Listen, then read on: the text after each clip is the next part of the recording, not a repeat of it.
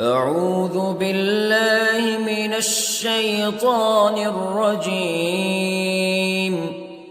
بسم الله الرحمن الرحيم. الرحمن علم القرآن خلق الإنسان علمه البيان. الشمس والقمر بحسبان والنجم والشجر يسجدان والسماء رفعها ووضع الميزان ألا تطغوا في الميزان وأقيموا الوزن بالقسط ولا تخسروا الميزان. والأرض وضعها للأنام فيها فاكهة والنخل ذات الأكمام والحب ذو العصف والريحان فبأي آلاء ربكما تكذبان. خلق الإنسان من صلصال كالفخار وخلق الجان من مارج من نار فبأي آلاء ربكما تكذبان. رب المشرقين ورب المغربين فبأي آلاء ربكما تكذبان. مرج البحرين يلتقيان بينهما برزخ لا يبغيان فبأي آلاء ربكما تكذبان. يخرج منهما اللؤلؤ والمرجان فبأي آلاء ربكما تكذبان. وله الجوار المنشآت في البحر كالأعلام فبأي آلاء ربكما تكذبان. كل من عليها فان ويبقى وجه ربك ذو الجلال والإكرام فبأي آلاء ربكما تكذبان. يسأله من في السماوات والأرض كل يوم هو في شأن فبأي آلاء ربكما تكذبان. سنفرغ لكم أيها الثقلان فبأي آلاء ربكما تكذبان.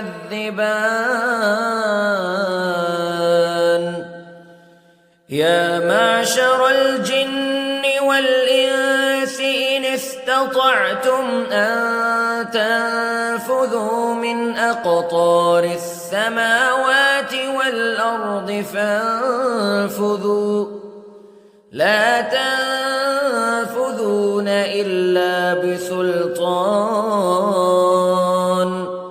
فبأي آلاء ربكما تكذبان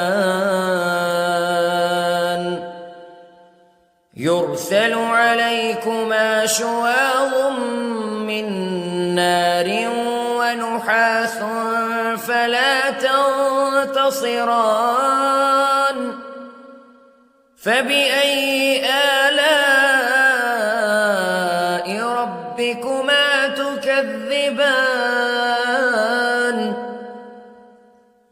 فإذا انشقت السماء فكانت وردة كالدهان فبأي آلاء ربكما تكذبان فيومئذ لا يسأل عن ذنبه إنس ولا جان فبأي آلاء ربكما تكذبان يعرف المجرمون بسيماهم فيؤخذ بالنواصي والأقدام فبأي آلاء ربكما تكذبان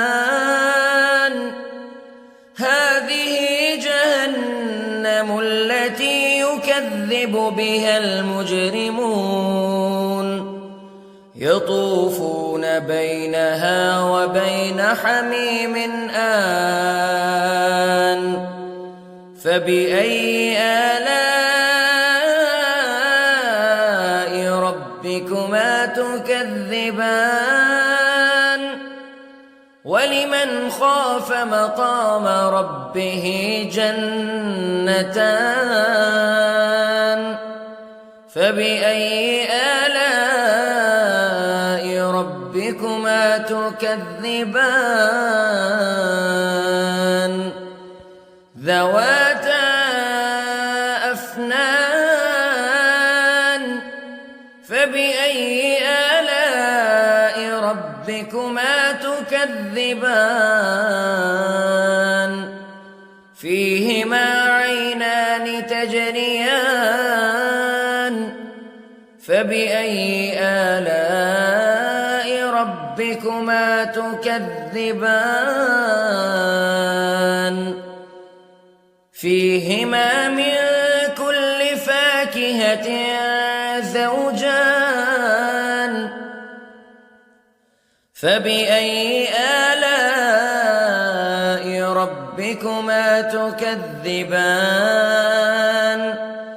متكئين على فرش بطائنها من استبرق وجنى الجنتين دان فبأي آلاء ربكما تكذبان فيهن قاصرات الطرف لم يطمثهن إنس قبلهم ولا جان فبأي آلاء ربكما تكذبان كأنهن الياقوت والمرجان فبأي آلاء ربكما تكذبان هل جزاء الإحسان إلا الإحسان فبأي آلاء ربكما تكذبان ومن دونهما جنتان فبأي آلاء